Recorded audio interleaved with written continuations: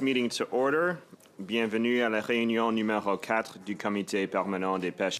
Welcome to meeting number 4 of Standing Committee on Fisheries and Oceans. Start by acknowledging that we are gathered on the ancestral and unceded territory of the Algonquin and Anishinaabe people, and to express gratitude that we're able to do the important work of this committee on lands they've stewarded since time immemorial. La réunion d'aujourd'hui se déroule sur forme hybride. Today's meeting is taking place in a hybrid format. Pursuant to the standing orders, members can take part in the meeting remotely or in person. All in-person participants to consult the guidelines written on the cards on the table. These measures are in place to help prevent audio and feedback incidents and to protect the health and safety of all participants, but particularly the interpreters. And you'll notice a QR code on the card which links to a short awareness videos. I would like to make a few comments for the benefits of the witnesses and members. Please wait until I recognize you by name before speaking. And for those participating by video conference, click on the microphone icon to activate your mic, and please mute yourself when you're not speaking. En ce qui concerne With respect to interpretation, for those of you that are over Zoom, you have the choice at the bottom of your screen between the floor, English or French. For those of you that are here in the room, you may use the earpiece and choose the channel you desire. And a reminder that all comments should be addressed through the chair. Pour les députés présents dans la salle. For those of you that are here in the room, if you do wish to speak, please raise your hand. For those over Zoom, please use the raised hand function. The clerk and myself will do our very best to maintain the speaking order, and we thank you for your patience. So with that, I would like to welcome our witnesses. We have Todd Williams, Senior Director of Fisheries Resource Management Operations, Maryse Lemire, Directrice Régionale de la Gestion des Pêches. Maryse Lemire, Director Regional Fisheries Management and Aquaculture, Quebec Region, by video conference. And Sylvia Yves Savaria, Regional Director Science, Quebec Region, by video conference. With that, we are going to go into our opening remarks, and I will turn it over to Mr. Williams. You have 5 minutes for your opening remarks. Merci. Hello, my name is Todd Williams, Senior Director of Fisheries and Resource Management at Fisheries and Oceans Canada. I'm joined today by Maryse Lemire, Regional Director, Fisheries Management, and Jean-Yves Savaria, Regional Director of Science, both from DFO's Quebec region. We acknowledge that the land on which we gather is the traditional and unceded territory of the Algonquin and Anishinaabe Nation. We honor the enduring presence of all First Nations, Métis and Inuit peoples on this land and recognize their contributions, past and present. En 2021, le ministère des Pêches et Océans. In 2021, Fisheries and Oceans Canada conducted extensive consultations to support the reopening of the redfish commercial fishery in Unit 1, which had been under moratorium for more than 25 years. These consultations were designed to be inclusive, transparent, and evidence-based, engaging Indigenous communities and organizations, industry stakeholders, provincial governments, and other partners across Atlantic Canada and Quebec. The department sought input on the principles and criteria that should guide access and allocation decisions. Stakeholders emphasized the importance of adjacency, historic and socioeconomic dependence, equity, and Indigenous rights and reconciliation. These principles align with long-standing policy frameworks and Canada's commitments under the Fisheries Act and the United Nations Declaration on the Rights of Indigenous Peoples. The consultation process generated 48 submissions from a wide variety of participants, including Indigenous groups, fishing industry associations, individual harvesters, provincial governments, and environmental organizations. While views varied, many called for updating the historical allocation key to better reflect today's realities, including the need for dedicated Indigenous access and increased opportunities for some other fleets.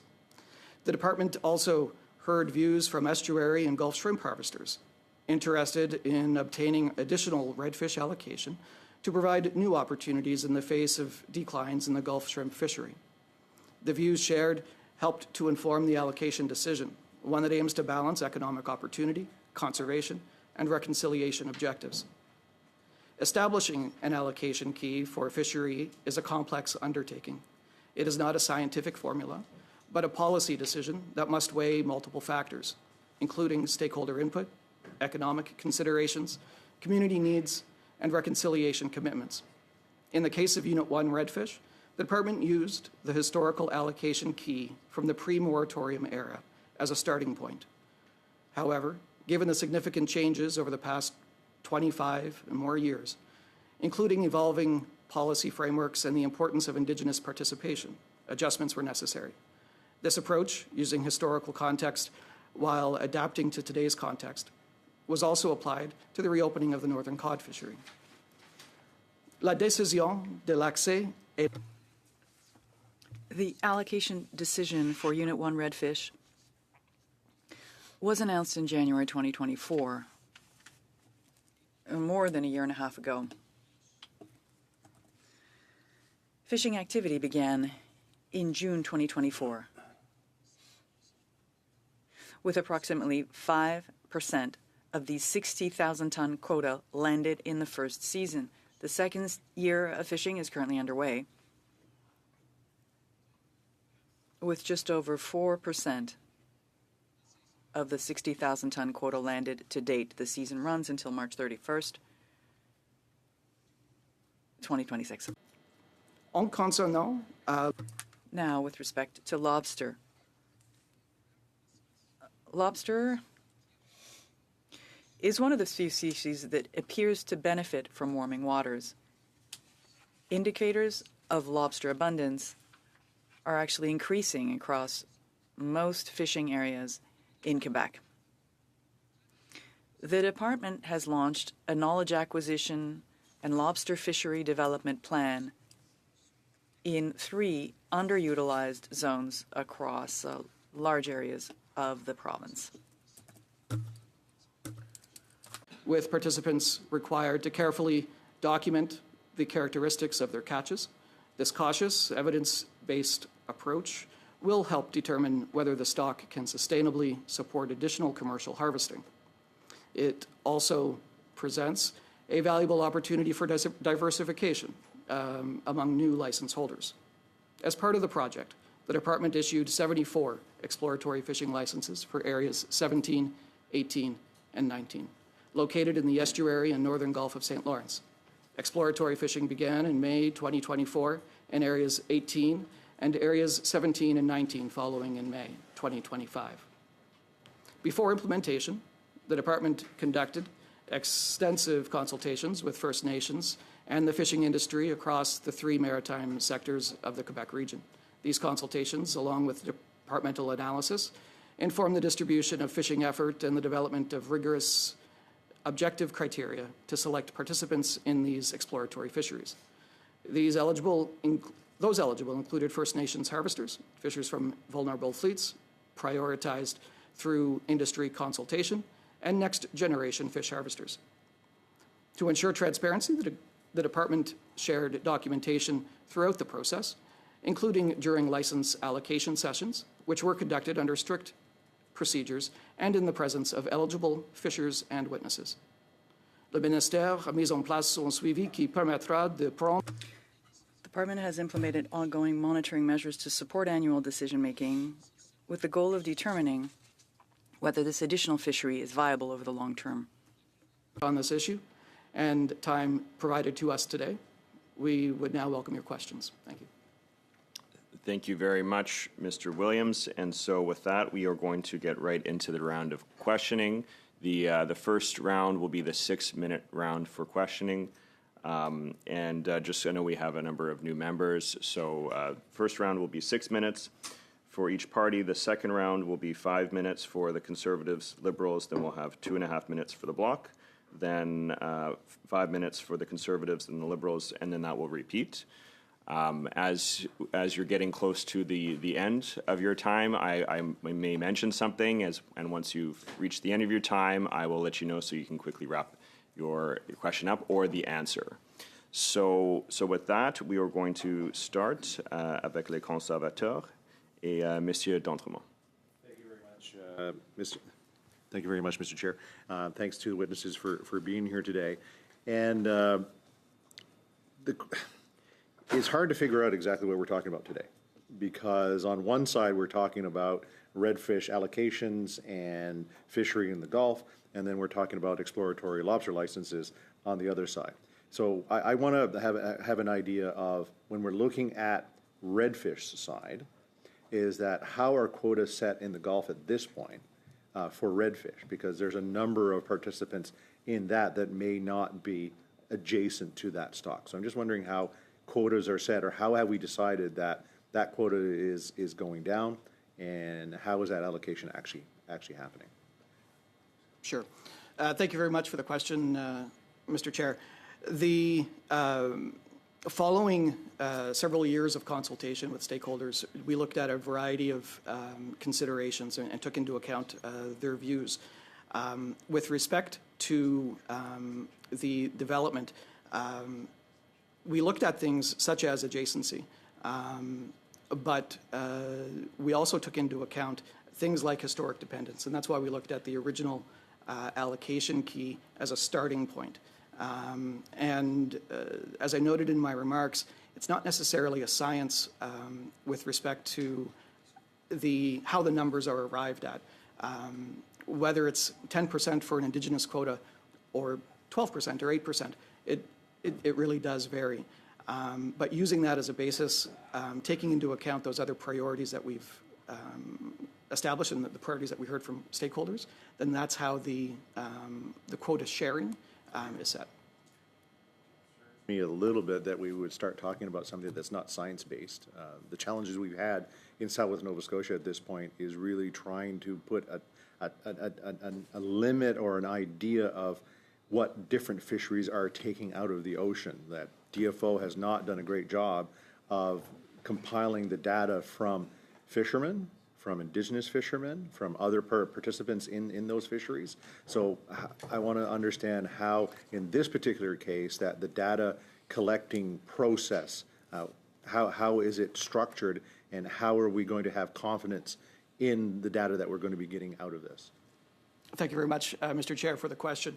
I think it's important to first identify the difference between the science-based aspect of this in terms of establishing a total allowable catch and the work that goes into that science, which my colleagues can speak to, as well as the inputs provided to that from harvesters, whether that's through at-sea observers or other forms of monitoring, or from the work that was done prior to the commercial fishery in terms of the experimental and index fisheries that took place prior to 2024.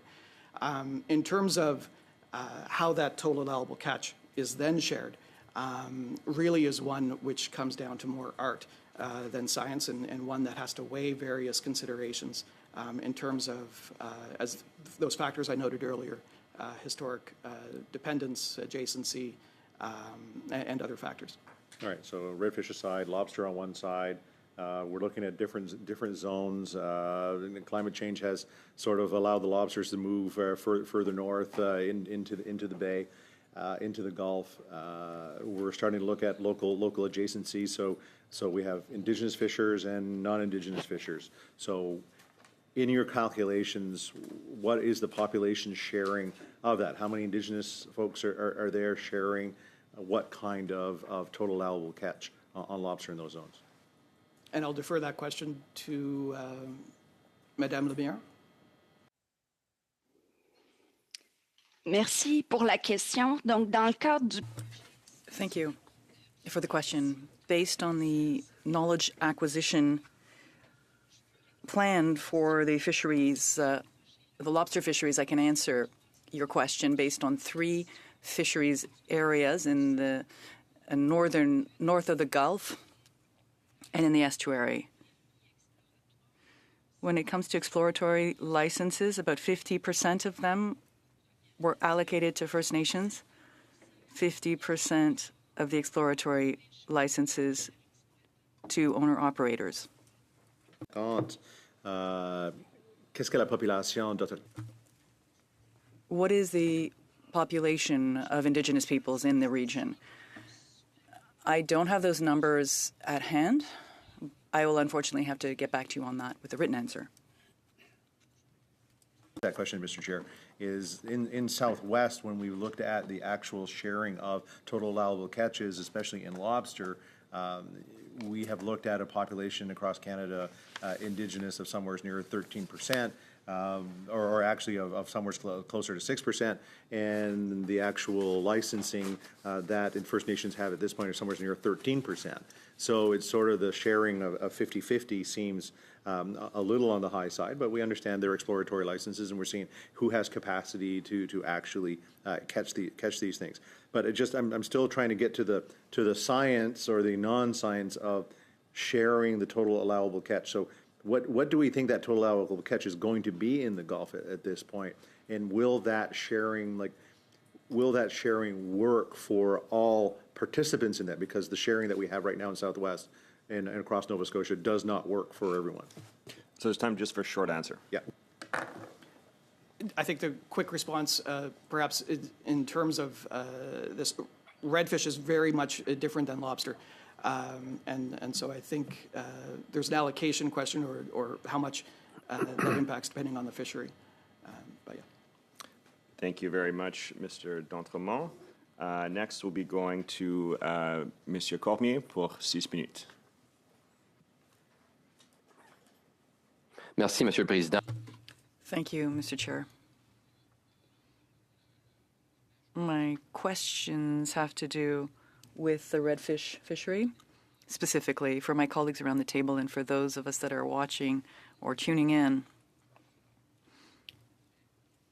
I'd like to get a picture of all stages of the closure of a fishery, like the redfish fishery that was under moratorium for 30 years, and what happens when you open this fishery again. Let's just take this example. There's a closure. What happens? As public servants, what do you do? What decisions are made prior to you making the recommendation to the minister? How do you allocate quota? Is it historical share space? Do you look for new accesses? When a fishery closes, how are the decisions made and what are the stages? Mr. Chair. Indeed, and I'll use redfish as a specific example, but I think this applies more broadly to other fisheries which go through this type of moratorium and then reopened. With redfish, it is what we call a pulse fishery, so that it is susceptible to significant ups and downs, if you will. When we did close it in around 1994, several years later, we instituted an index and experimental fishery. This was to ensure that we had data that we could use. That also ensures some level of access to harvesters to maintain a foothold in industry. And that continued for a number of years. And once we saw that there was enough recruitment in the stock, that it was rebuilding to a healthier biomass, conversation then shifted to change that from an index and experimental fisheries to something back to the commercial fishery. And so we launched consultations on, before getting even into numbers, exactly what would be the most important criteria to consider. And of course, we heard different things from different groups depending on their perspectives. And we were left with any number of choices. Again, using the historical allocation key as a basis from which to start, we then looked at other issues. We noticed that the estuary and Gulf shrimp harvesters had suffered immensely, possibly and quite directly as a result of the burgeoning redfish, which there is a predation-prey relationship. Monsieur Williams, je ne vais pas vous couper, mais juste pour faire un peu de... Mr. Williams, I don't want to cut you off, but just to get back to one aspect of what you're saying, when you open a fishery, generally, in most cases, do you use these historical shares that were in the past allocated prior to the closure, so that various fleets would have had prior to the closure, in most cases, when you reopen the fishery, is that how that happened? It was based on these historical figures. That's what I'd like to start off with. I think in general we use that as a basis, and we saw that with northern cod as well, with some modification. Parfait. Donc là, au niveau... Great. Now, with redfish, what happened is that there's a new process.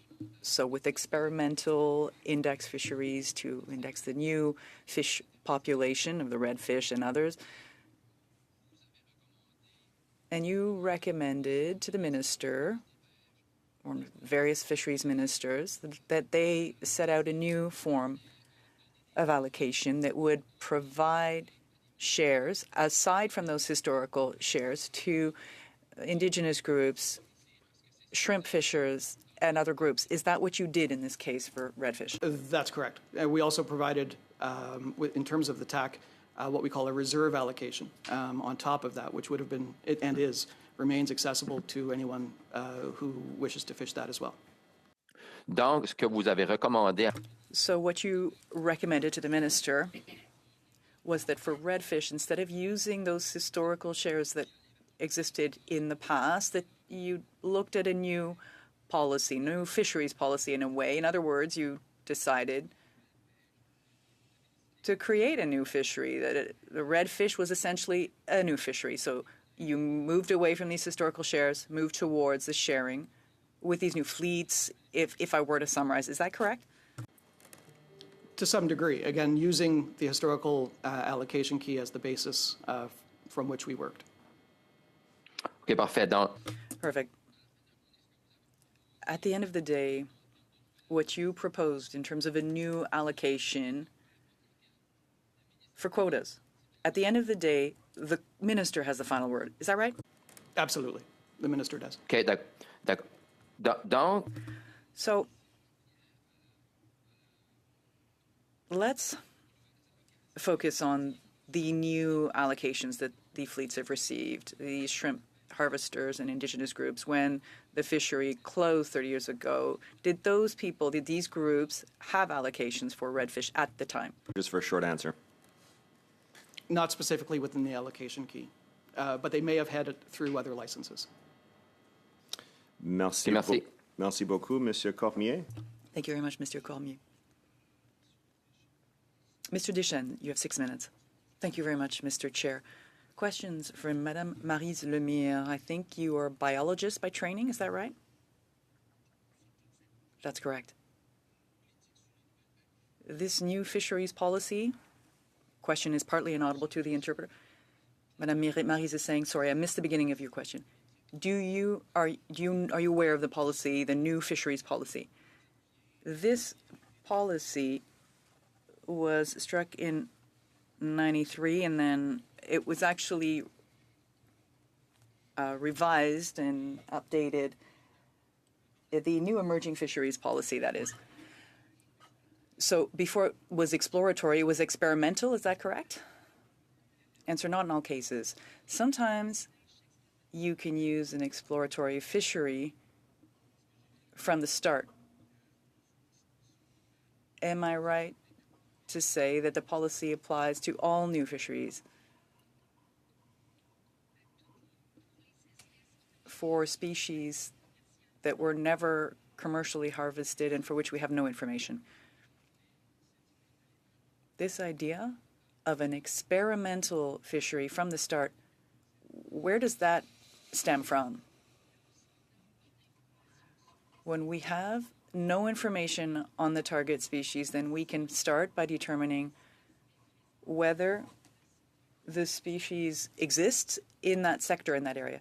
You said that when we have no information, but there was experimental fisheries in Zone 19 for 4 years. There was scientific data. You're referring to Zone 19. Yes, there was experimental fishery on the western flank.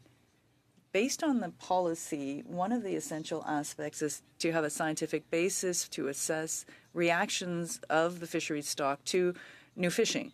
In the policy, we see that it's important to have a preventive approach, preemptive, including that takes into consideration scientific data and as a precautionary principle-based fishery.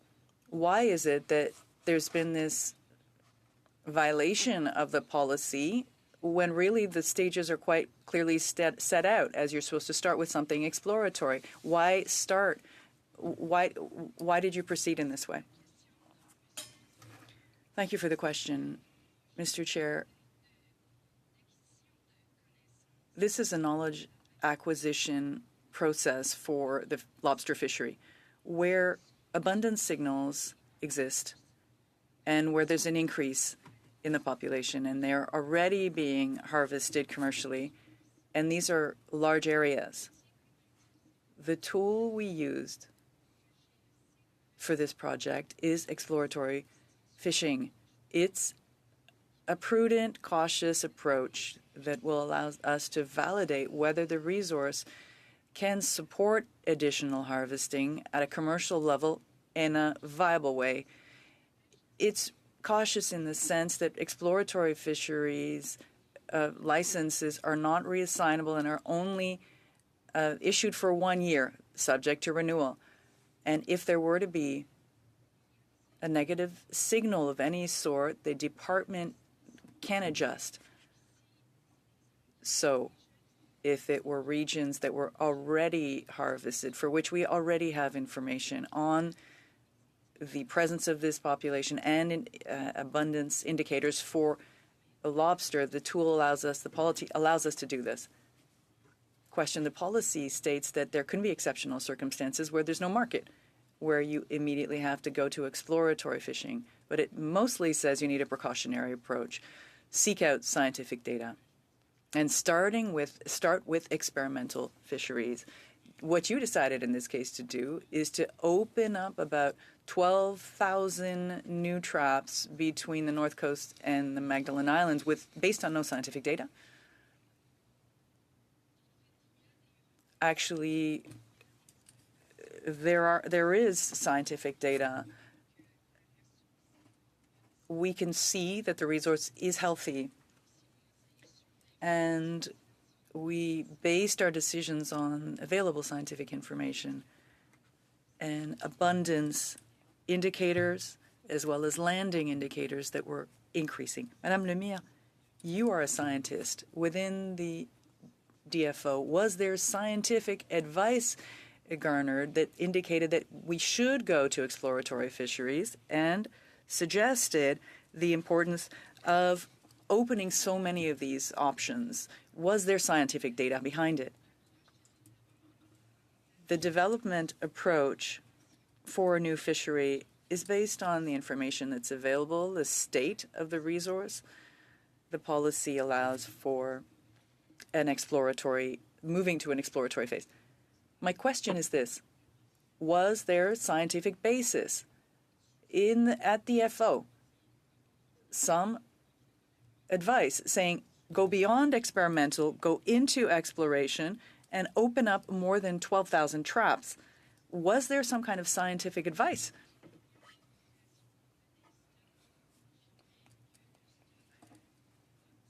The most recent survey indicated the stock is in good health. The indicators, as I was saying, there's an increase in landings. Thank you, Mr. Duchesne. That completes this round of questions. So we finished the first round, and now we move to the second round of questions with the Conservatives. Mr. Généreux, you have 5 minutes. Merci beaucoup, Monsieur le Président. Merci aux témoins.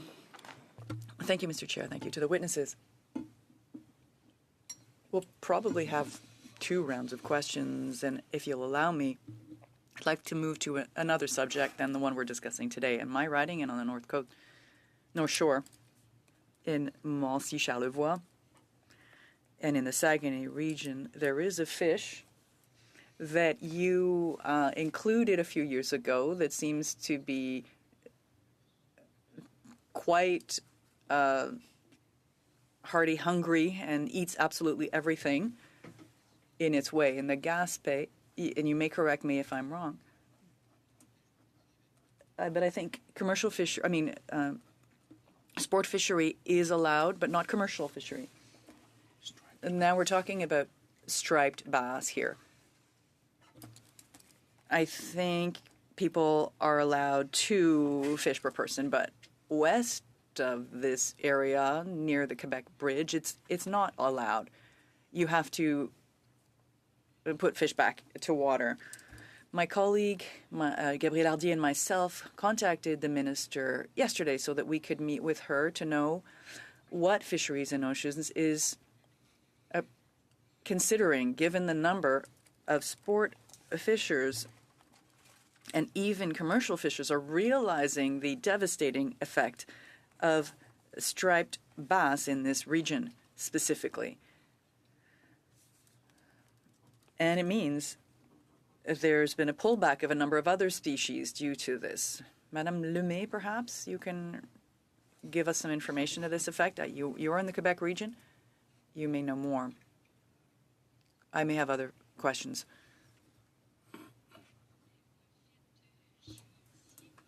Actually, I am here not as a scientist, but as a regional director for fisheries management to answer your questions on the data acquisition plan for the lobster fishery.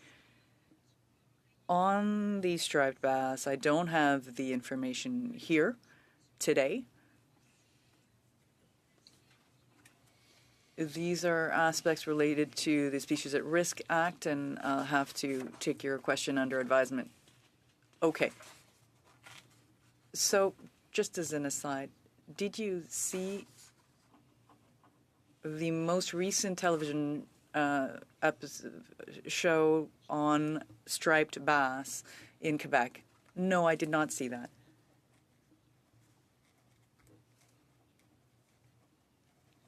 And perhaps you can share this with your colleagues. This is a real concern. It was on La Semaine Verte last week, and I think it needs to be addressed. I don't know to what extent we can get an answer, Mr. Chair, given that this is not the study we're doing. It's not related to this study. Is it possible, though, to ask our witnesses to provide some information on this, or at least let us know whom we should contact? You could at least find that information in writing. That would be much appreciated. Let's get back to the issue at hand. I've heard through the grapevine, and I'm from La Pocatière and Désolé, and the beginning of the mouth of the St. Lawrence. We connect with the lower St. Lawrence and Gaspésie region, and we see these TV specials, and there are fishers that appear that say that they're very frustrated by the way in which the licenses were allocated, specifically the ratios allocated to First Nations. And some fishers basically said, groups of harvesters said that Madame Le Boutier had really had political aspects trump the preservation of the resource. There's been quite hearty demonstrations made over the last couple of years. There's evidence to this effect about this inequality in the licensing. Thank you for the question. In the implementation of this plan, Fisheries and Oceans took part in a number of consultations with First Nations and the fishing industry. Throughout the process and in developing the plan, we held a number of consultation sessions with commercial lobster harvesters in the regions concerned, with association representatives. We also know there were some individual harvesters that contacted us, and we took into consideration their comments as well. There are organizations, fisheries or harvester organizations, that contacted us directly. And we met with them. We took the time to take into consideration their comments. Madame Lemire, if you could wrap up. Yes. Right. So the plan was developed in consultation with industry, considering DFO's policies and looking at past examples. So we relied on a number of sources of information. Thank you very much, Mr. Généreux. I know 5 minutes is very short, but we'll be having the minister appear in 2 weeks from now, so if you'd like to ask the minister those questions that you asked today, it might be a good time to ask them. To Mr. Morrissey for 5 minutes.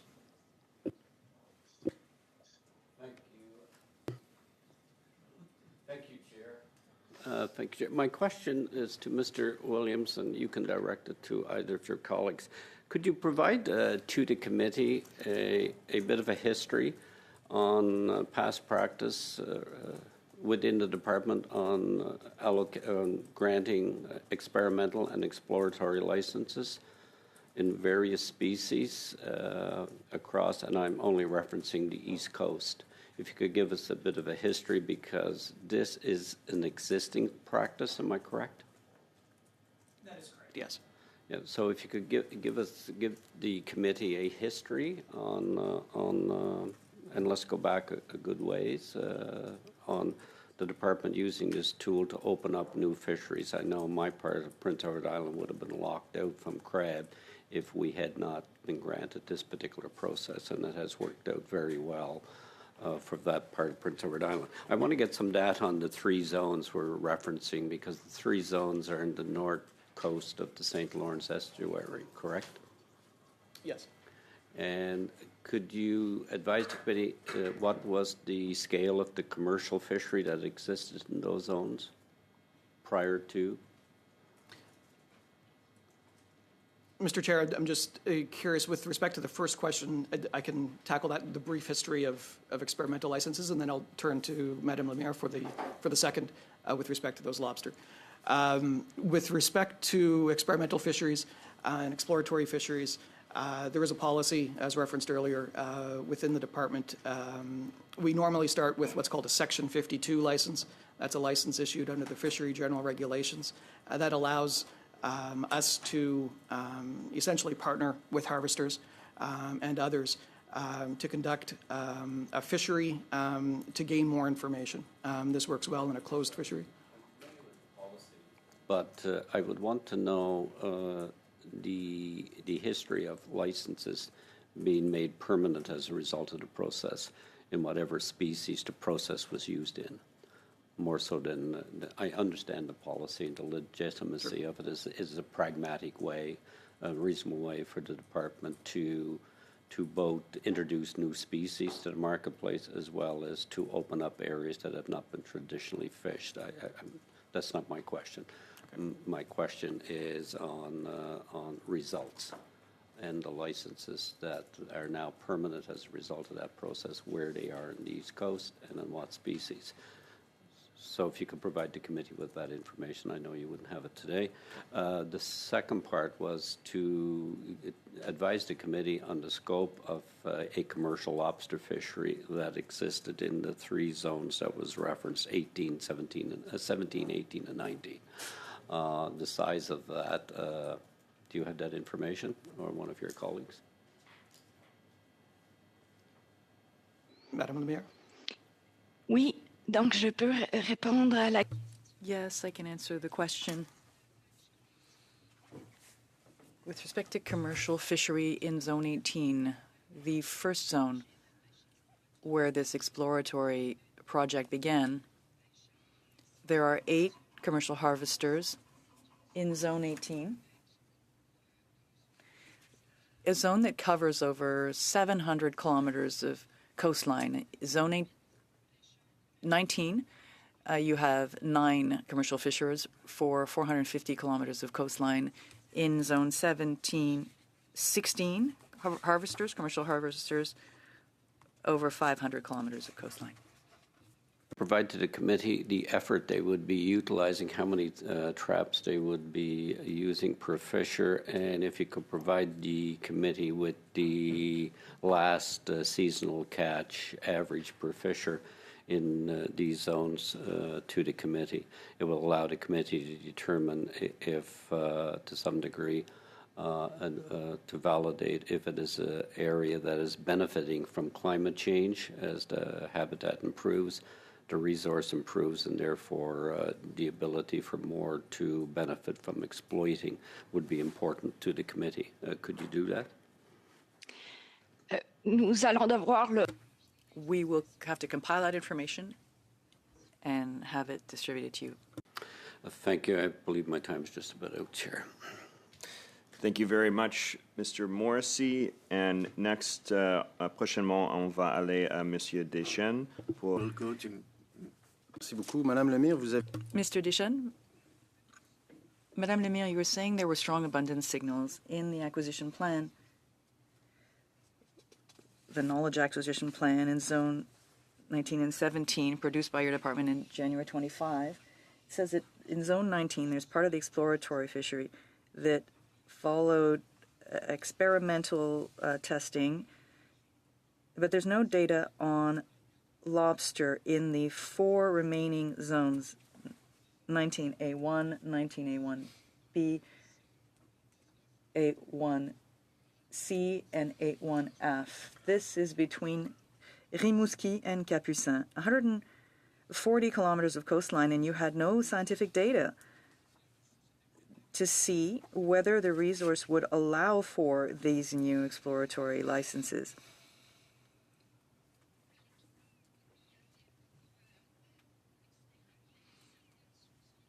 Given there were some subzones where there had never been a fishery, the plan was developed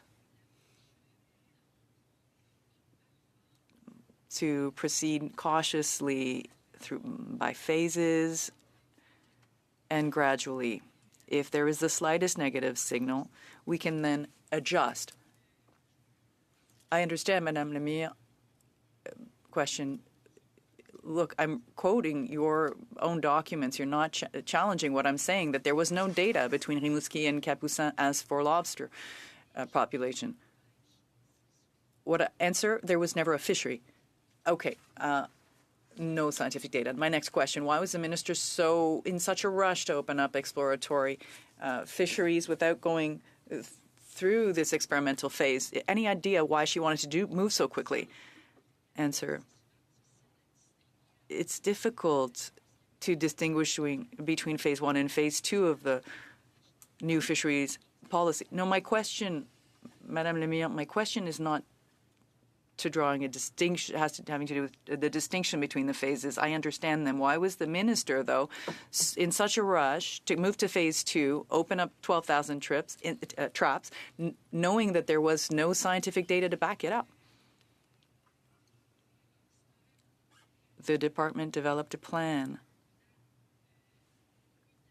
proposed a prudent plan to the minister. That's what I can say. That's the minister. Apologies. We have extended your time, actually, Mr. Deschênes. Next question. Mr. Dawson for 5 minutes. Thank you, Mr. Chair. I'm going to ask some questions about the lobster fishery in my area, in the riding Miramichi-Grand Lake. Is there any plans to reduce the fishing for the First Nations so the fishing doesn't become a commercial fishery to make a disaster for Zone 23D?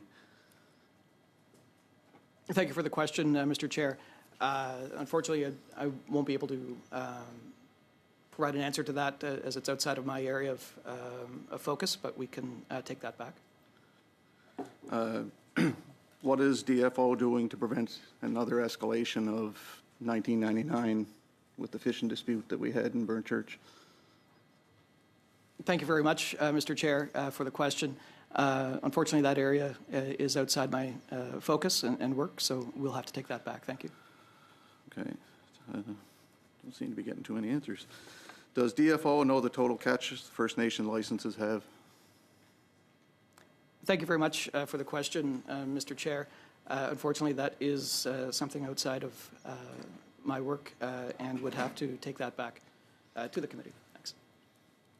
Is DFO worried about the depletion of the lobster due to the overfishing of the First Nations and specifically out-of-season fishing that they have. It's supposed to be a moderate livelihood, but it seems that they're overcatching, fishing out of season. I'm sure everybody sitting around the table here heard about it back in April when we had the election from all the fishermen, non-First Nation fishermen, about the depletion of the catches and where the industry was going to move forward in the future. Does DFO have any answers to that? Thank you very much for the question, Mr. Chair. I will speak generally to the importance of conservation and protection, and it is a focus for the department for areas such as this and the issues that are brought up by the honourable member. For more specific information, we can certainly provide that to the member and to the committee. Do you know if there's been any discussions with the non-First Nation fishermen and the First Nation fishermen in regards to the out-of-season fishing and about the industry in general on how they're going to proceed moving forward? Thanks very much for the question. But no, I'm not familiar with those discussions. Okay. I'm going to shift a little bit to wharfs in the area. We have several wharfs that are in dire need. Certain areas, certain wharfs get special attention, it seems like. Chair, on a point of order. Here, quickly, Mr. Morrissey, point of order. Well, I'm not one to interrupt but there is a study motion that was adopted with clear parameters. I do not recall it being about wharves. We may get to that sometime else or some other areas, but could you give clarification on the scope? The witness was called to speak to a specific matter the committee was studying. Thank you, Mr. Morrissey, for clarifying that. Of course, we are doing a study right now on attribution of redfish quotas and exploratory lobster fishing licenses. So I just want to remind all members to keep their questions relevant to the matter at hand. We will be having the minister in a couple weeks, and so more broader range of questions would be appropriate at that time. But I see Mr. Arnold on the same point of order here. Thank you, Mr. Chair. Yes, on the point of order, I believe it's the members' prerogative to use their allotted time as they so choose.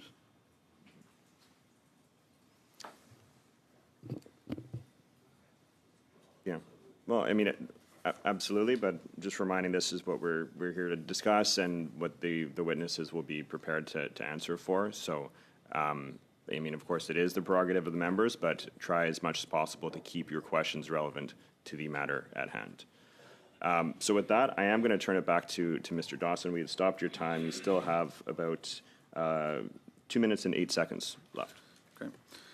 Well, we do need fishing wharfs for the lobster fishermen to fish, but we'll move off to something else. Please describe the process to develop a commercial fishery, including the progression of the feasibility to exploratory to commercial stages.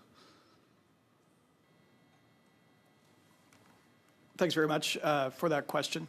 I'll speak briefly in the context of redfish and then turn to my colleague for lobster. In redfish, it should be noted that this fishery had continued for some time, since 1998, I believe, as an index and then experimental fishery. And there was no direct connection between those who participated in those fisheries and those who have access today. As that fishery unfolded and we moved to a commercial fishery. Now, that is not always the case in different situations, such as in lobster. And I'll turn to Madame Lemire.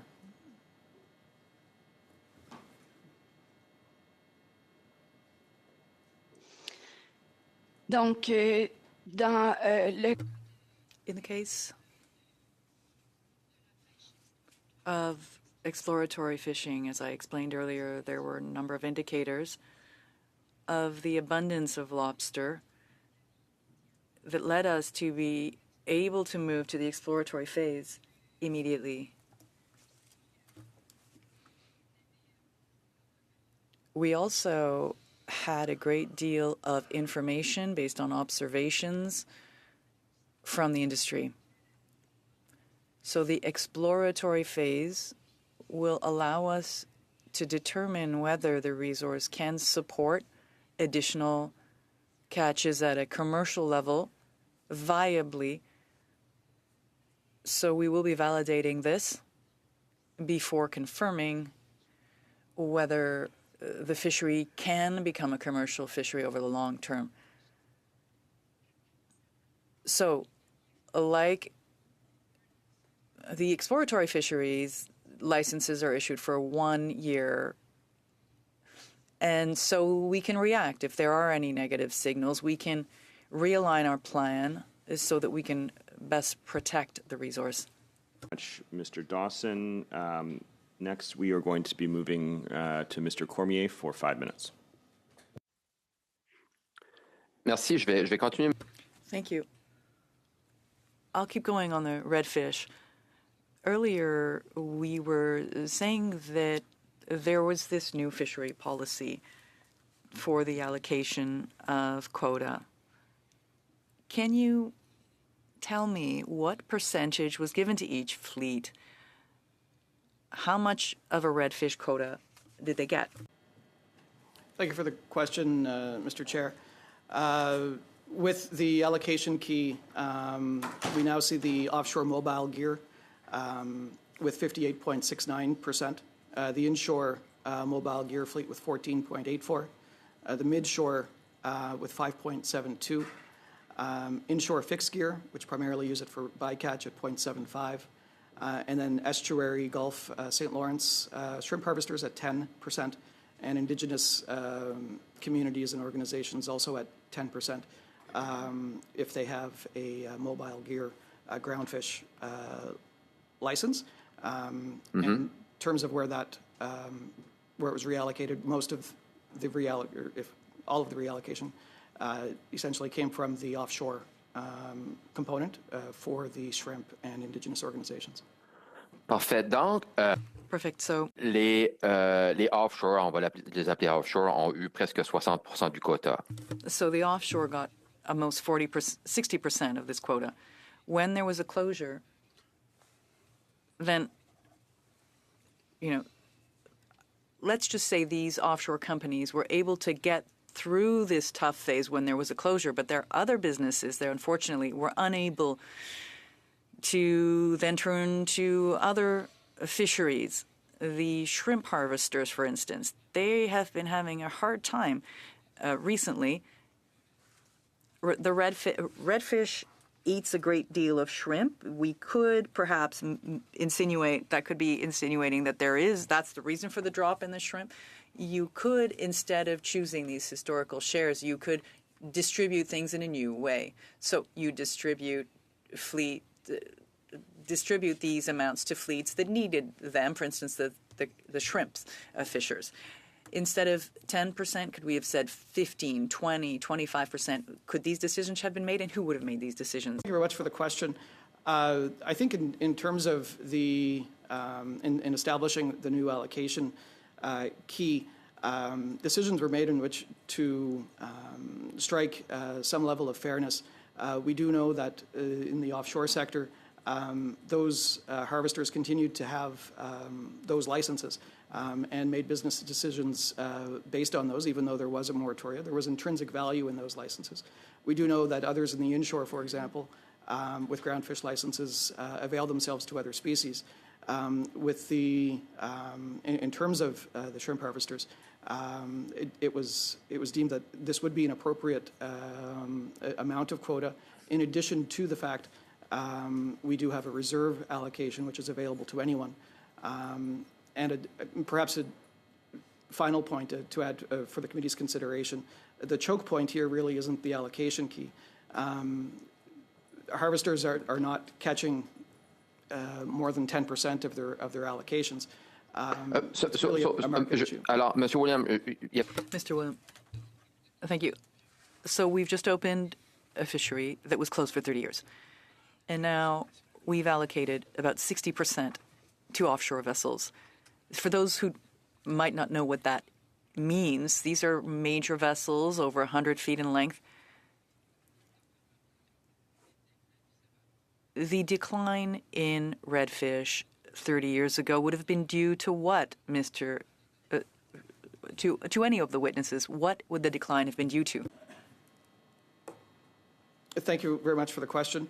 As I noted earlier, redfish is what we consider a pulse fishery, subject to significant increases and decreases over time. I should also add that while the allocation has been provided to those offshore vessels, to date, no vessel over 100 feet has caught fish in Unit 1. Puis ça, je comprends qu'il n'y a pas de...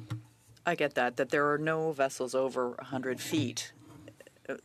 But if those ships have access to the Gulf of St. Lawrence, do you not believe that there still is a risk we may end up with another moratorium on redfish rather than granting these allocations to small fleets that are having a hard time so that we can have a sustainable fishery for the years to come for these smaller fleets, so that we could help these smaller fleets? A very brief answer. I think what we have now is a whole suite of management measures that all fleets have to abide by, whether that's new seasonal closures, area closures, at-sea observers, and the like. Thank you. Merci beaucoup, Mr. Cormier. Thank you very much, Mr. Cormier. Finishes our second round. We're going to move on to the third round, starting with Mr. Arnold for 5 minutes. Thank you, Mr. Chair, and thank you to the witnesses for appearing today. Mr. Williams, you described how the TAC is allocated, or total allowable catch, but then you said that how that TAC is allocated is more of an art than a science process.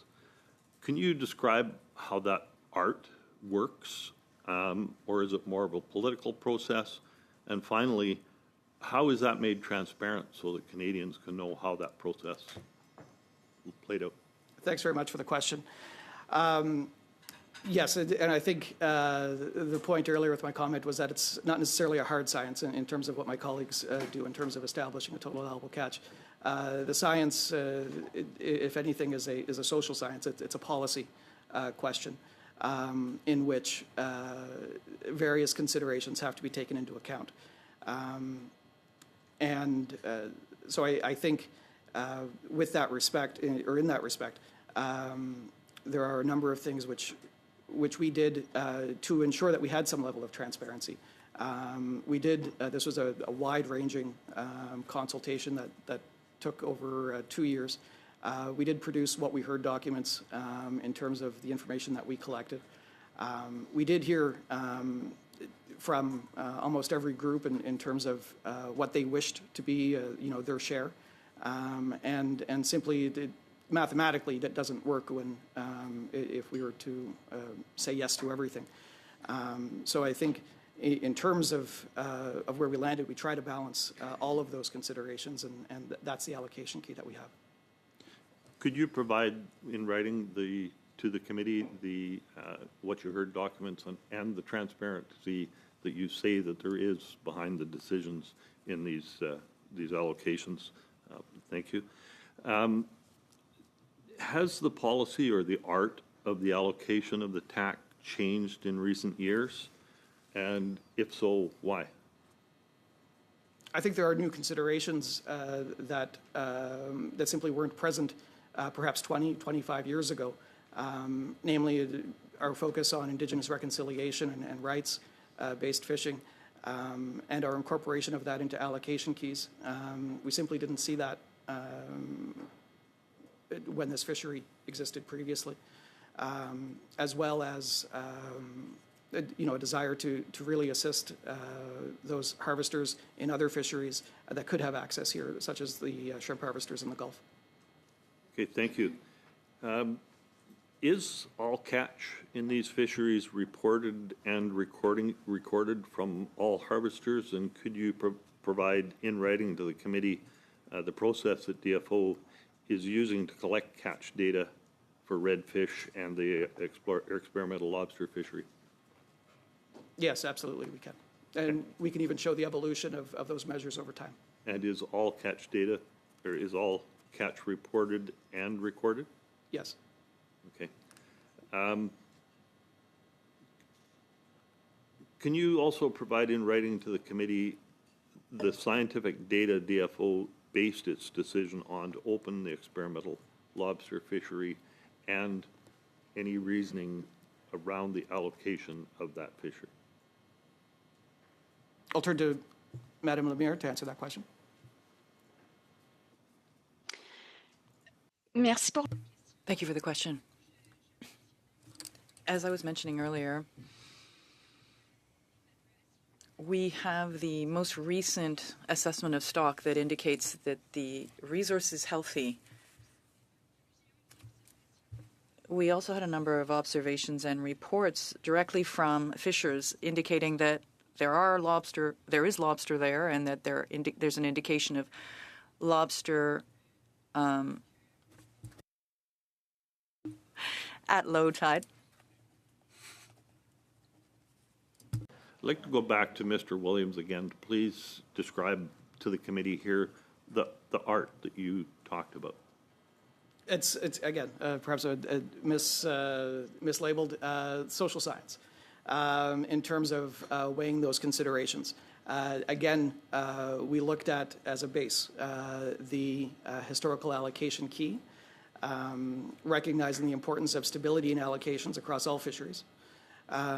And at the same time, considering the inputs that we received from harvesters, and the fact that we knew that we couldn't make the math work in terms of providing each group, each fleet, with the amount requested. And so it was a balancing act in which we arrived at the new allocation key. Thank you very much, Mr. Arnold. With that, we'll move to our next second questioner in the third round. Monsieur Cormier, vous avez 5 minutes.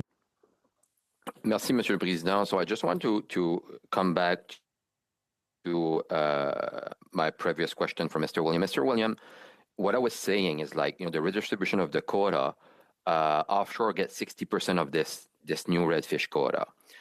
I'm not sure if you're aware of that, but during the 70s, former Minister of Fisheries, Romeo Leblanc, imposed kind of a fishing ban in the Gulf of St. Lawrence for a vessel over 100 feet. And he did that because he was, at that time, very concerned about the declining of the redfish. So what he did is impose, a restriction for boats over 100 feet to come fish redfish in the Gulf of St. Lawrence. Were you aware of that? The former Minister of Fishery did that in the 1970s. I think it was like 1976 or 77 or whatever, something like that. Thank you very much for the question. I'm aware of the statement. However, we've been unable to uncover any type of concrete evidence that this policy remains. So it was a policy, right? Or at least a statement by the minister, yes. Okay, so we're now saying in 2025, well, actually, DFO is saying that we want to have a more sustainable fishery. We want to protect the resources. We want to make sure that, fleets like fishermen like can live throughout this fisheries, and we're making sure that adjacency is also taken care of. So in that case, in the Gulf of St. Lawrence, the 60% offshore quota that was given, where are those offshore coming from? What are those companies? Who are they? Thanks very much for the question. And I should add as well that these vessels, which are based in Atlantic Canada, Atlantic Canadian companies, Canadian crews, with landings at Canadian ports, Canadian processing plants. There are 9. There are 9 license holders. One or two name of those big companies that owns these big offshore boats. Mersey would be one. Mersey Seafood. Yep. Okay, and they're based where again? Nova Scotia. Okay, so for example, Mersey Seafood actually didn't have any redfish quota for the past 20 years, right? 30 years because the fisheries was closed, right? They would have had the license for groundfish in the Gulf, which would have included redfish had it opened, but they weren't accessing it at the time. So I think we can all agree around this table that Mersey Seafood do very well, even if they have no, they had no redfish quota for the past 30 years, right? I'm not going to speak to the economic viability of a private enterprise. Okay, perfect. So look, I guess my point is this, like, you're saying that we develop a new redfish fisheries. Instead of going with the historical share, what we did is we went on and do like another new fishery with new entrants. We gave quota, for example, to First Nation, shrimp also, fishers that was a little bit more in trouble and needed some quota to redfish. So I guess my point is, what will be, how can we make sure that no boat over 100 feet are not coming in the Gulf of St. Lawrence to fish redfish? What will be the mechanism? What will be the process of not having those big boats come in the Gulf of St. Lawrence and have a hard impact on the resources again, just like it had before the fisheries closed? Thanks for the question, Mr. Chair. I think for those license holders like Bell Bay and Matalapesh and Mersey and others, I think the key here is with respect to fisheries management measures. The fact that they have 100% at-sea observer coverage, the fact that we have certain area closures, depth restrictions. I think that's the key in having a well-managed fishery. This type of fishery, it operates on very thin margins. We need a wide range of stakeholders and harvesters to develop those markets, and we think there's value in that.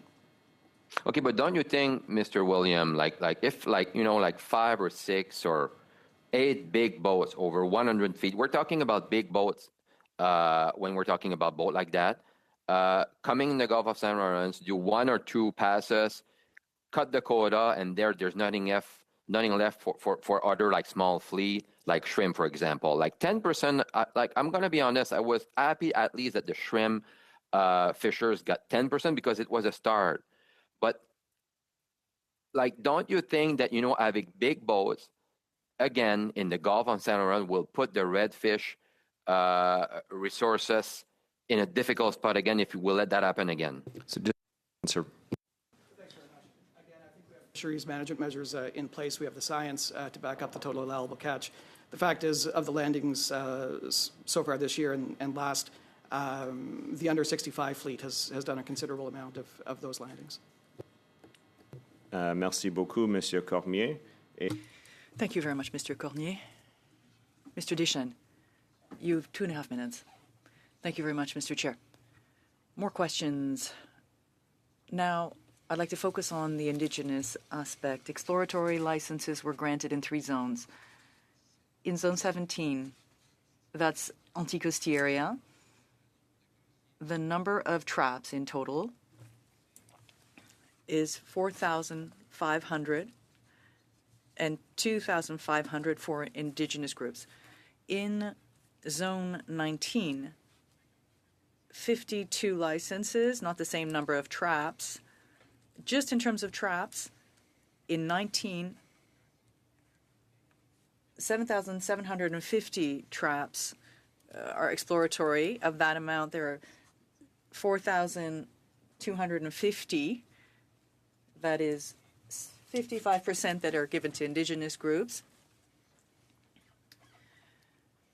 And the rest is for other fishers. Madame Lemire, I don't have the figures for Zone 18 on the North Shore. There are a number of licenses that were also issued. How many to the Indigenous groups?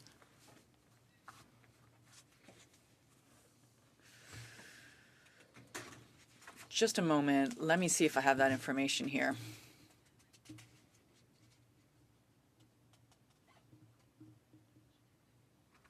I'll have to get back to you, I think, on that specific question. In Zone 18, we'll have to wait for your answer then.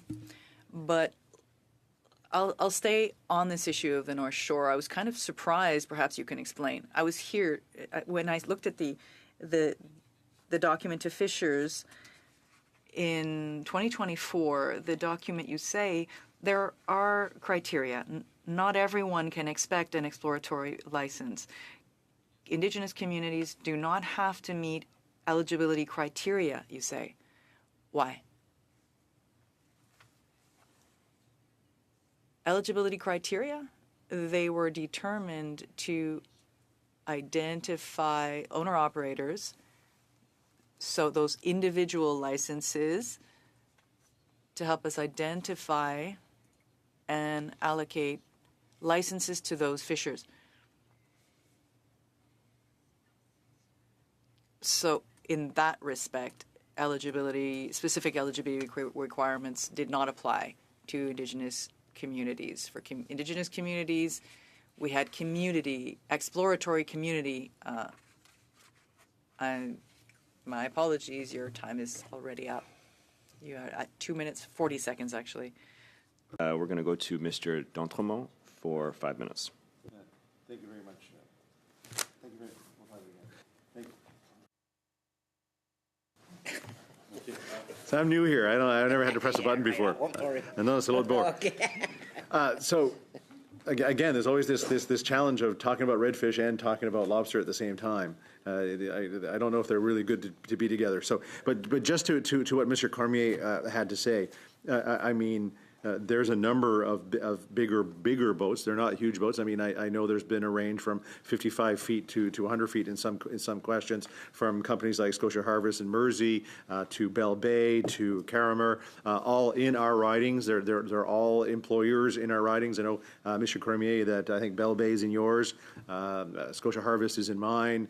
So there are sharing. They're catching product. They have existing markets. They're the ones that have been doing the largest amount of work on this. They're the ones that actually have the most regulations on observer coverage and those kinds of things. So there is a sharing responsibility here on how much offshore gets versus inshore gets. But that goes to the point.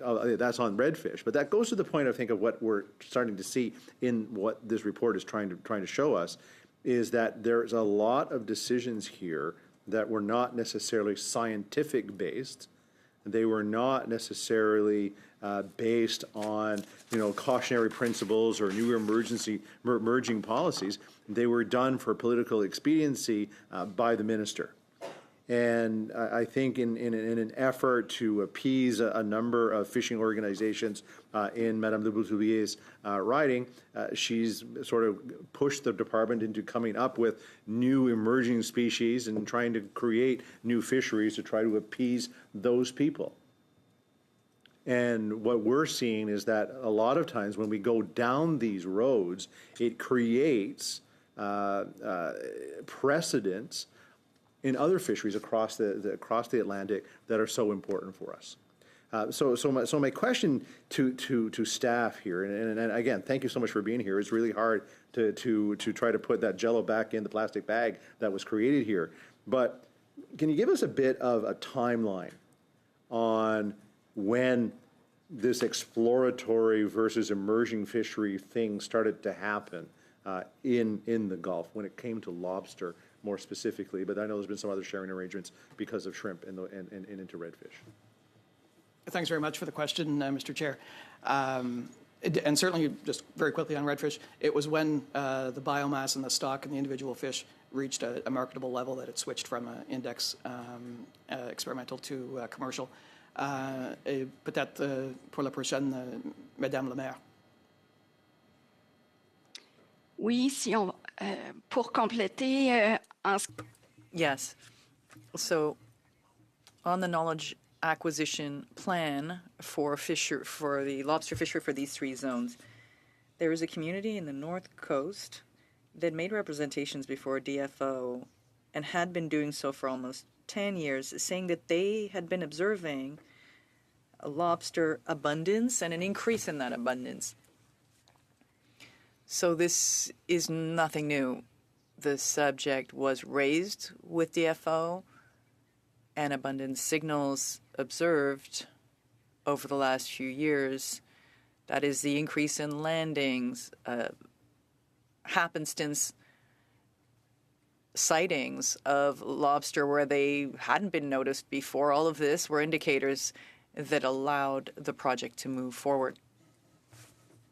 Months ago, I think Monsieur Deschênes talked about the lack of data in district, I believe in zone 19A, and yet we now have licenses in that zone. So again, we sort of skipped over a part of the process here in allotting these licenses because there was no data per se. Yeah, maybe they saw some lobsters in those areas, but that's anecdotal. So how do we go from anecdotal information to actual scientific information to be able to fund the art of quota setting? Donc, dans la zone In Zone 19,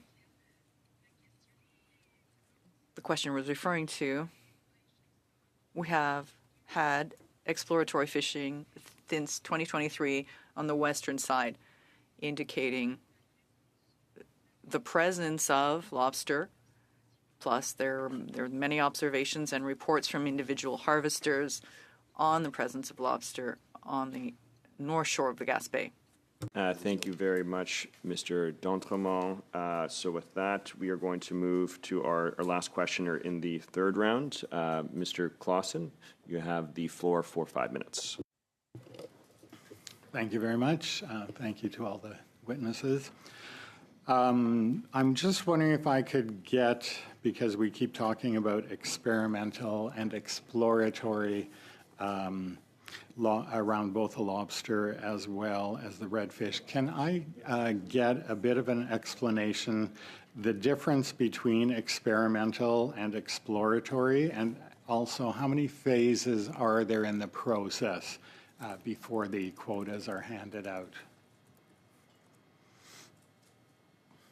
Thank you very much for the question, Mr. Chair. There is a new and emerging fisheries policy within DFO which governs how this operates. Essentially, it's 3 stages. First one is feasibility, in which we would issue what we call a Section 52 license, the experimental license.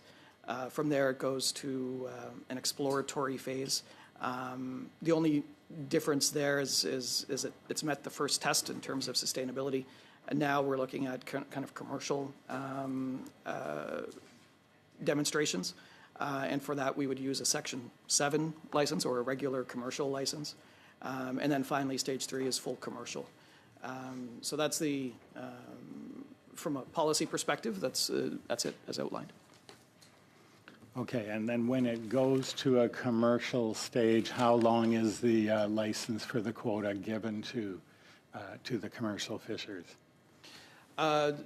So the general principle of the policy is that those who've participated in the expansion of that fishery and into the early work that goes into that process and carries that out is that they would then have access, commercial access.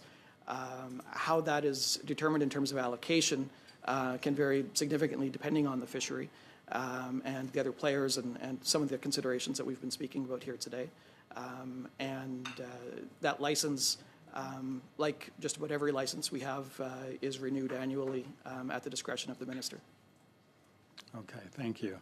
And so the redfish was closed for 30 years. Was it ever closed prior to that? And how often or how do you analyze when to reopen the fisheries again since it was for a 30-year period? What's the process that you go through? Thanks very much for the question, Mr. Chair. With specifically with Unit 1 redfish, it was largely unregulated up until the middle of the century, the previous century. And then when it did close, we did have the index and experimental fisheries continue to provide us with that information and allow harvesters to experiment with gear and different areas and that type of thing.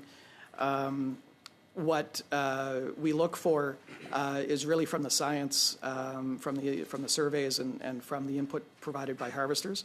And what we were seeing was a burgeoning mass of redfish kind of throughout the early part of I guess, the recent decades.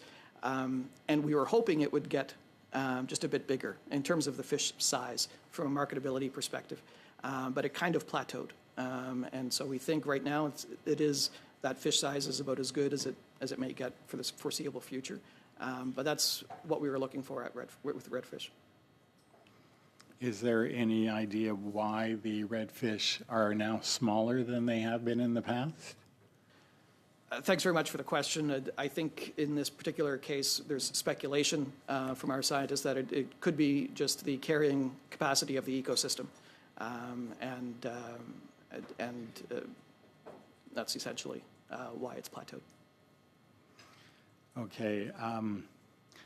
For information purposes, again, the economy of their redfish, what percentage would you say of the harvesters in that area are due to redfish, or what percentage of the economy does that play?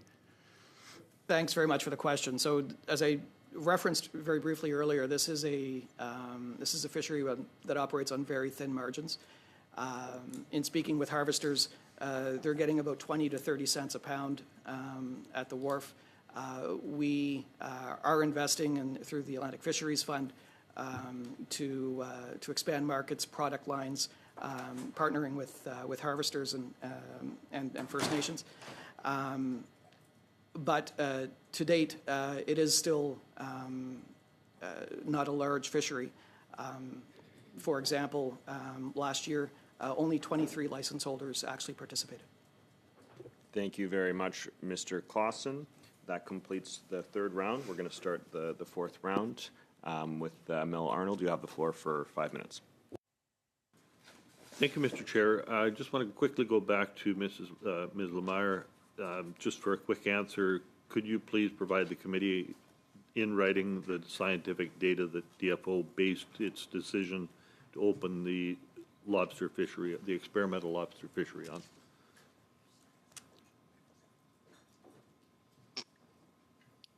On pourra vous faire We can send you the notice, the scientific assessment of the state of the stock. Thank you for that. Now to Mr.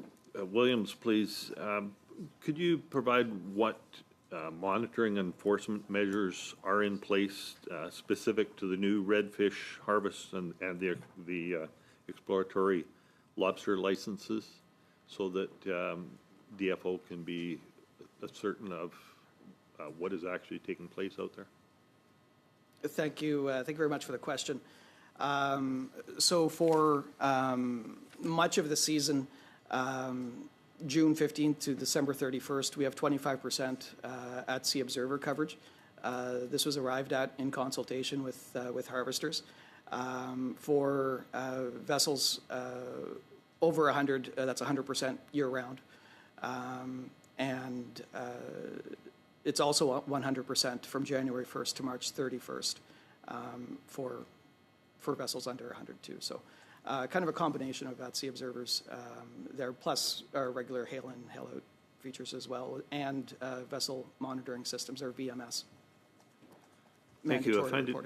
I find it interesting that only a 25% on-board monitoring when we have fisheries on the West Coast that often or sometimes can't fish because observers aren't available and they have to have 100% coverage. How is it you're able to justify 25% on-board monitoring? Thanks very much for the question. Again, this was arrived at in collaboration with our harvesters. We do have also 100% dockside monitoring, which accompanies this. It is something that we work with all harvesters across all fleets, and it is something that is a challenge. We're also experimenting with electronic video monitoring in this fishery. And have there been any issues with onboard monitors? We have at this committee heard previously of onboard monitors basically, let's be politically correct, say not the best working conditions for them. Thanks very much for the question. From what I've heard in terms of chairing the advisory committee for this fishery, The biggest challenge has been just the availability and cost, frankly, of the at-sea observers. We've also heard that at-sea observers actually prefer working on larger vessels due to the accommodations and food provided. Okay, thank you.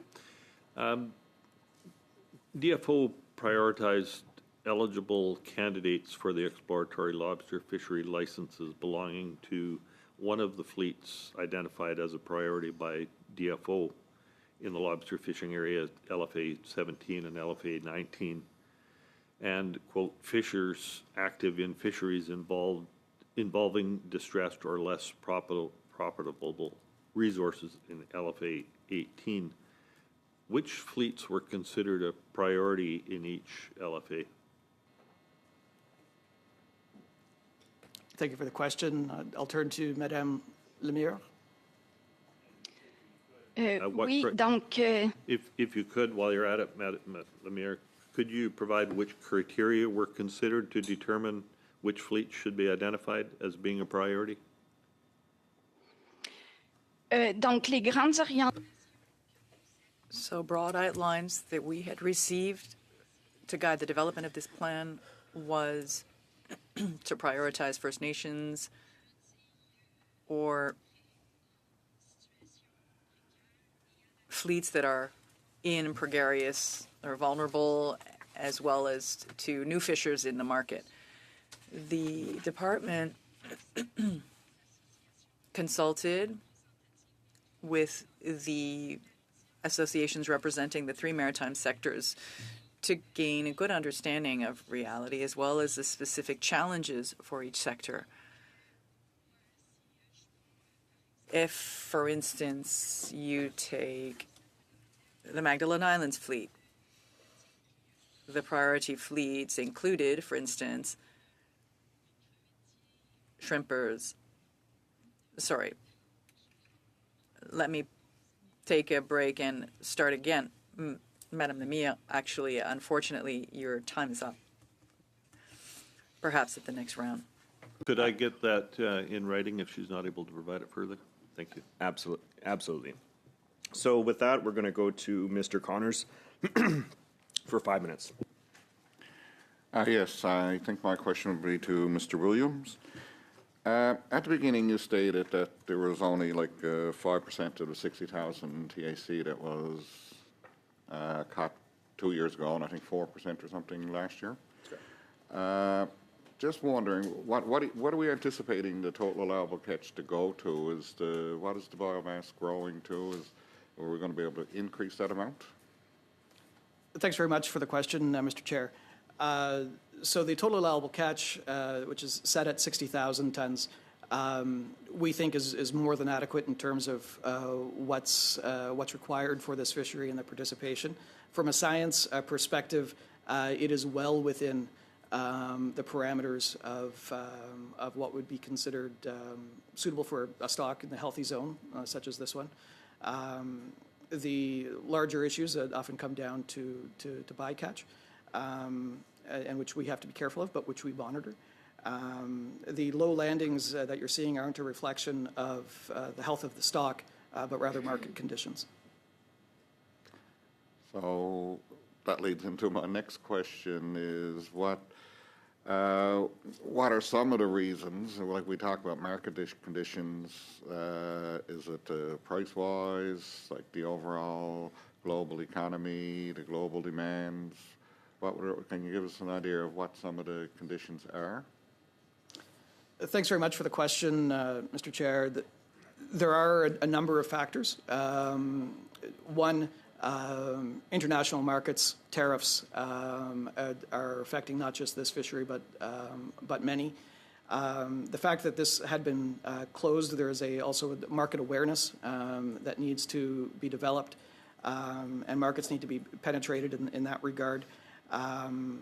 We see some, and we are indeed investing in and partnering with others to develop product lines, new product lines, and so that is something that we're working with harvesters with. But the challenges, many other challenges, are not unique to redfish in terms of the cost of fuel, labor, at-sea observers, that sort of thing. And that's in part why we made significant changes to our management approach this past year to address those and to provide additional funding through the AFF to those harvesters. And hopefully, as this industry does grow, the demand improves. What about our processing capacity? Where are we to with the processing capacity? Are we have the ability to be able to process as the quantity is increased? We have heard from some organizations that the inshore sector in particular faces limitations with respect to processing. For others, that's less of a concern, so I think it really depends on the fleet and perhaps the product which they are developing. I would think that this would improve over time. Earlier this year, we were able to respond to industry requests and open the fishery using experimental licenses during a previously closed time, and that fish was landed, processed, and shipped to foreign markets very quickly. So the industry is able to adapt when provided the opportunities. And just one final question for me. The amount of time or when they're on the boats and the information data that is collected, how is that used to, like the onboard observers and everything like that?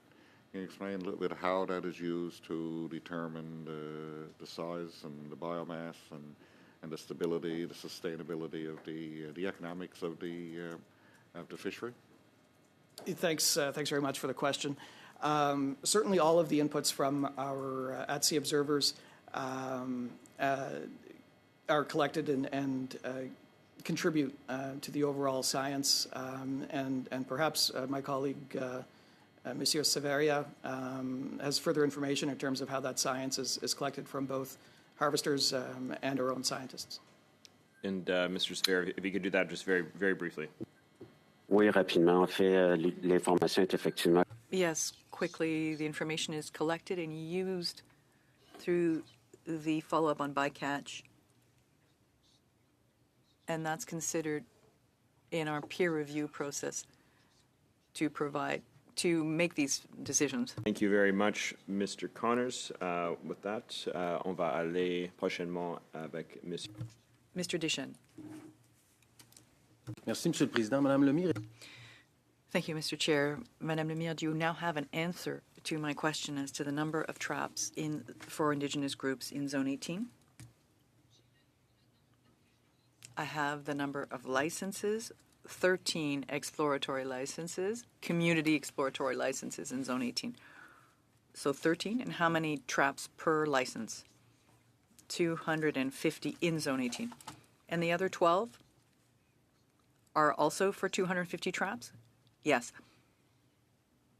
Earlier, we were talking about an expression of interest for the North Shore, where it's clearly said that Indigenous groups do not have to comply with these eligibility criteria, and you explain this. This is from 2024, April 2024. Why is it when there's a notice of interest for zones 17 and 19? And here it says this criteria applies to anyone seeking an individual license, whether they be Indigenous or not. So why is that in April we see that the Indigenous groups don't need to comply, but in December, here, it shows that they do?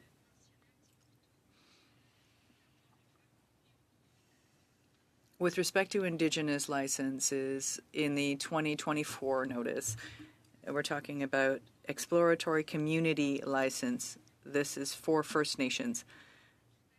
As to eligibility criteria and individual license allocation, this is criteria that applies to owner-operators. So one individual who has a fishing business as an individual. So that person can be Indigenous, can be non-Indigenous. So the eligibility criteria for allocation applies to individual licenses, whereas when we were saying earlier, in that notice from 2024, there was reference to community indigenous licenses. Thank you, Madame Lemire. So zone 19, 55% indigenous, 18, 52%, 17, 50%. When you look at indigenous groups in the Gaspé, those three Mi'kmaq communities, 1,207 people, so 9% of the Gaspé population is indigenous, but they get 50% of exploratory licenses. Why is that the case? If you can provide a very brief answer. One of the policies that the department had to develop this plan was to prioritize First Nations or vulnerable fleets and new entrants. And that has to do with the priorities set out for this particular project, as far as the policy we'd been given. Thank you very much, Mr. Deschênes. Mr. Généreux, you have 5 minutes, sir. Thank you, Mr. Chair. Given that I am a visitor to your committee, I think Mr. Deschênes asked for this study. I'll hand over my time. Merci beaucoup. Thank you very much, Mr. Généreux. So let's keep going. Madame Lemire, I understand we want to prioritize First Nations. Everyone is in favor of reconciliation, but why 55%? Whereas in the Gaspé, they represent only 9% of the population. Why 55% on the North Shore, whereas here Innu people represent 17% of the total population? So why grant so many more licenses compared to the actual weight of Indigenous groups? The ratio you're mentioning is related to a specific project. In the context of exploratory licenses, it's about 50% of licenses that were granted to First Nations. No, Madame Lemire, no. And so you'd have to look at the information more globally. No, Madame Lemire, listen, I did the calculations on the numbers you provided. 55 in Gaspé, 52% on North Shore, and 50% in Anticosti. Why so many? The priority was given to First Nations. Okay. Are you aware, Madame Lemire, of the fact that this summer there are Indigenous exploratory licenses that were used by individuals who were not Indigenous, because those licenses that were granted to Indigenous groups were so excessive that actually they didn't have enough Indigenous fishers to do this work? Are you aware? I'm aware. How can you explain this? Indigenous community permit licenses are delivered under the regulations for Indigenous licenses. Under this regulation, a community can designate the fisher of its choice to go out and fish that allocation. So communities took advantage of that opportunity to fish their allocation of lobster. In the notice of interest, you see clearly that the fishers cannot transfer their license to others. In the case of Indigenous people, that didn't apply. Individual licenses are not issued under the same regulations as the community licenses. Okay, but we're still under the exploratory bracket here. Okay, the zones that are granted to Indigenous groups, am I right to say that they were allowed to choose their own zones before the rest of licenses, the other licenses, were granted? We started consultations with First Nations, yes. But there are some of these adjacency principles that were applied or considered, as well as the needs and interests expressed by First Nations. My question, Madame Lemire, is it correct for me to say, I just want you to confirm, these zones where people could have exploratory licenses, First off, it was the indigenous groups. They were able to select these before others, correct? First Nations shared their needs and interests, and those were taken into consideration in the distribution of the fishing effort and the licenses. They were chosen first.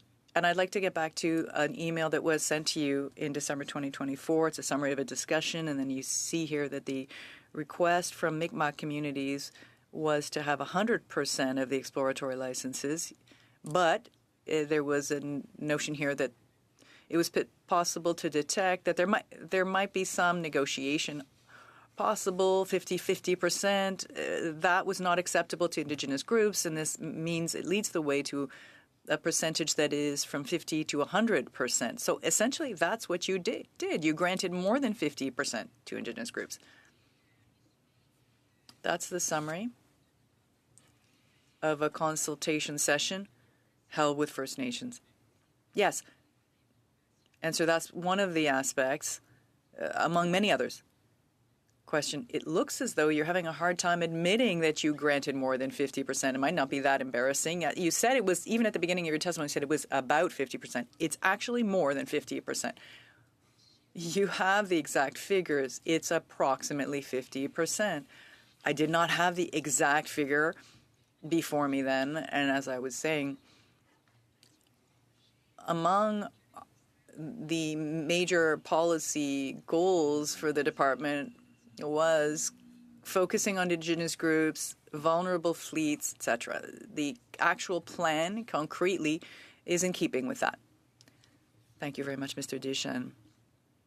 Last questioner in the fourth round, Monsieur Cormier. Vous avez la parole pour 5 minutes.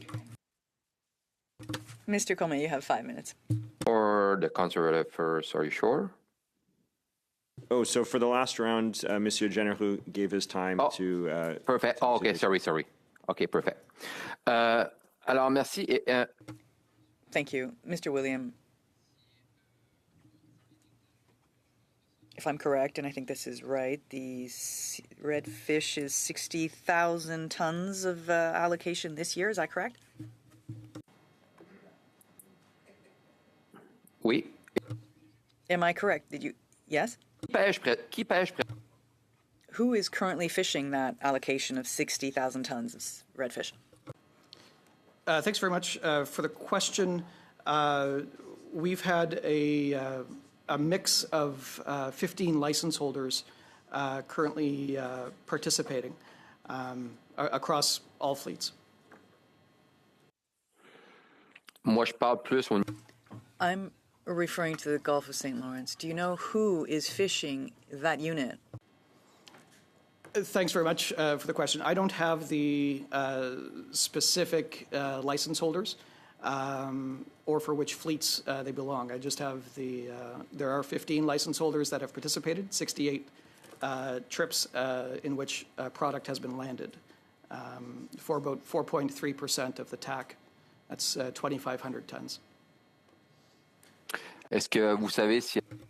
Do you know if there are any offshore vessels that are part of these fleets that are currently fishing out of that 60,000 quota? Certainly, there were some in the offshore fishing during our earlier experimental allocation. I believe there are also some inshore fleets and fleets from the Gulf as well. Vous êtes probablement... You're probably aware, Mr. William, that the Shrimpers fleet received a project for some of these experimental fisheries with new fishing gear. The FOPO includes a number of shrimp fishers in my riding. Are you aware of the fact that this project is currently underway? Thank you very much for the question, Mr. Chair. Indeed, the Fédération Régionale des Pêcheurs Professionnels received $3.5 million through the Atlantic Fisheries Fund. Donc, pour être rentable, la pêche.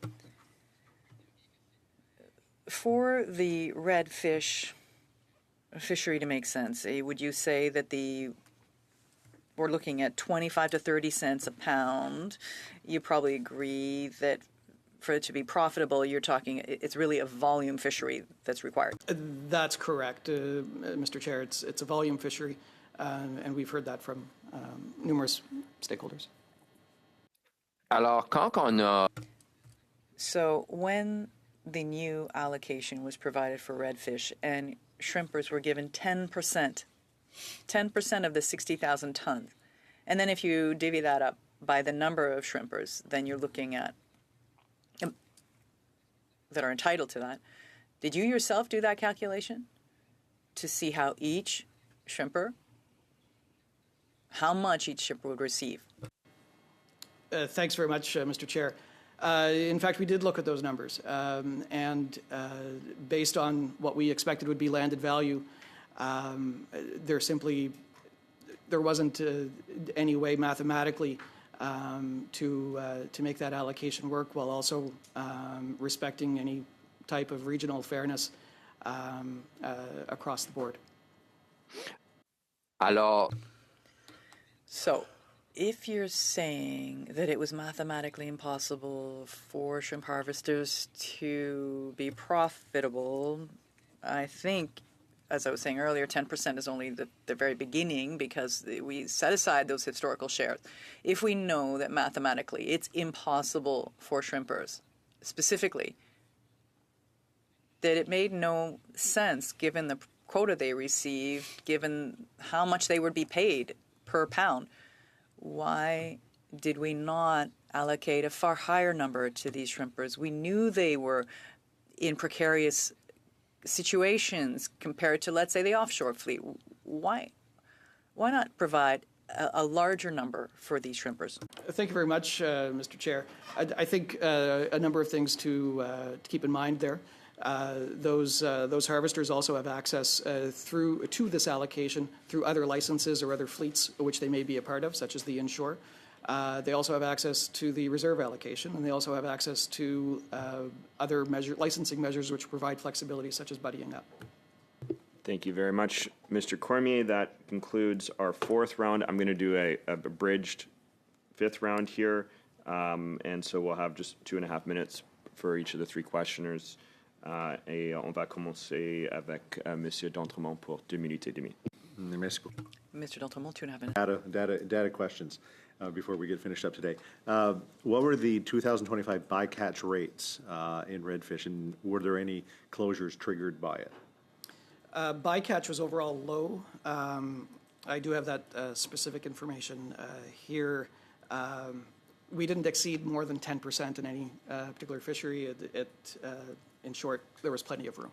Okay, what proportion of the TAC, the 60,000 ton, realistically harvestable given the current market's gear and processing?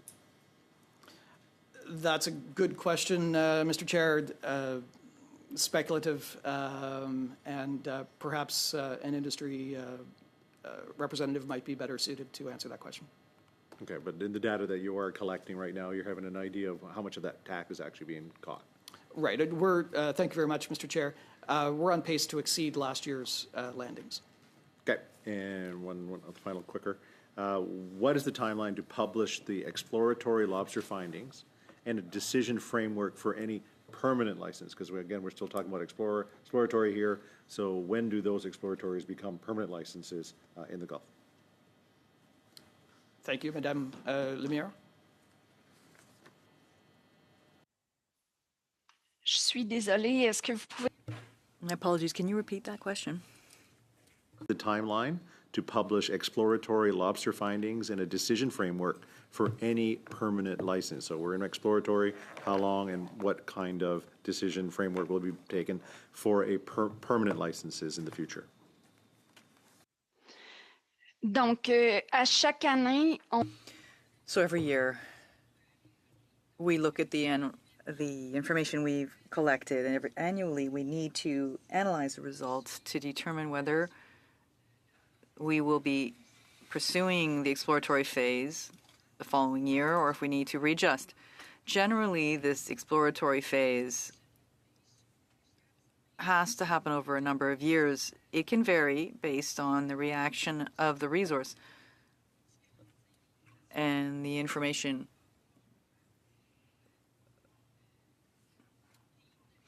that we have based on experience, how the fishing is going. So at Sea Observers, we're discussing a number of years, but we don't have an exact timeline before we can say, okay, at this given point, we'll be able to say if the fishery can move to a commercial level or not. That usually happens over a 5+ year period. Mr. D'Entremont.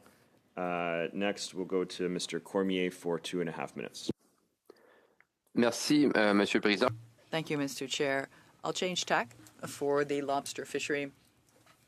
Madame Lemieux, you said earlier that the resource was healthy. That is the lobster in that particular zone. Is that correct?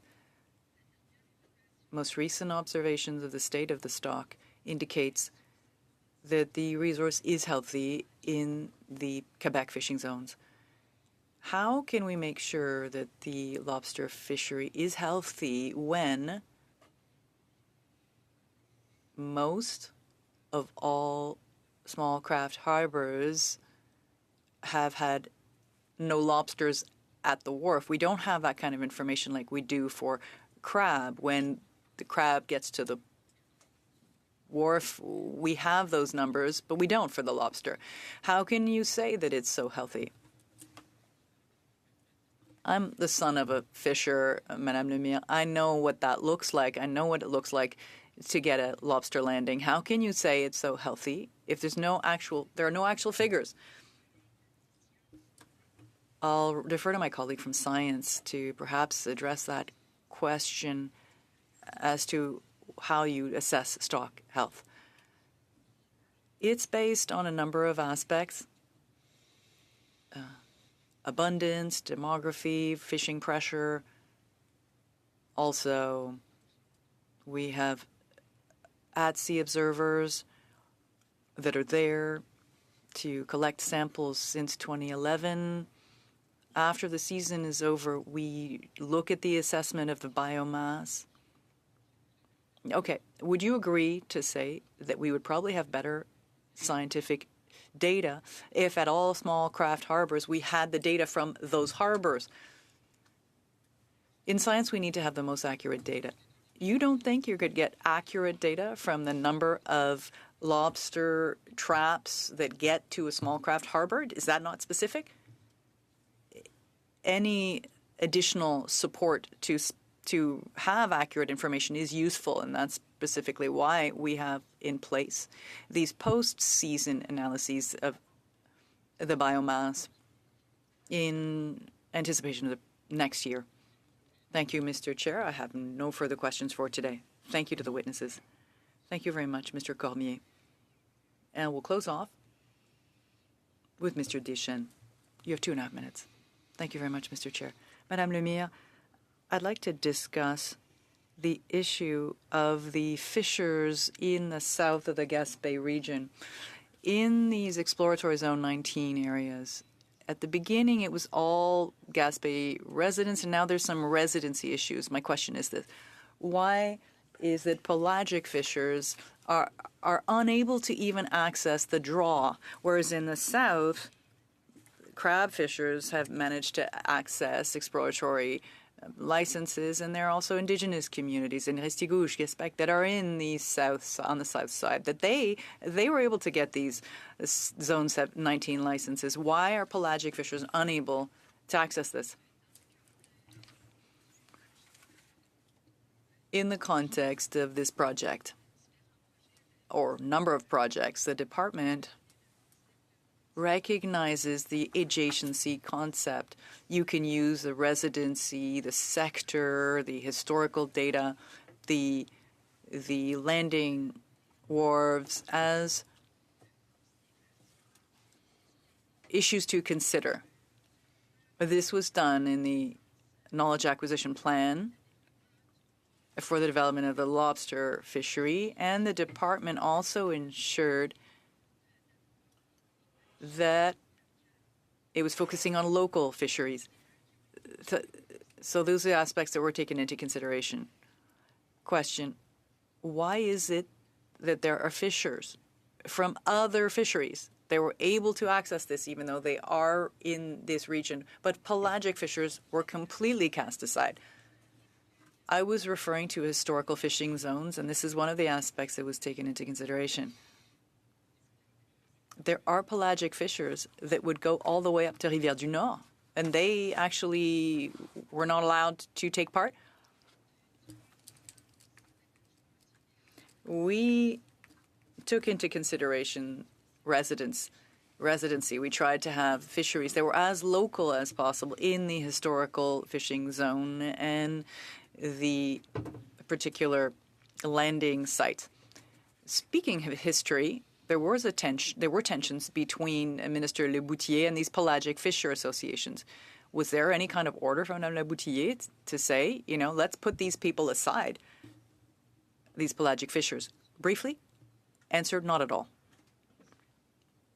Thank you very much, Mr. Deschênes. Our rounds of questioning. I do want to thank our witnesses for being here and answering questions for a full 2 hours. I know it's not easy to be on the hot seat, but thank you very much for the information today, and we will continue with the study when we get back. With that, I will adjourn the meeting and wish everybody a productive National Day of Truth and Reconciliation.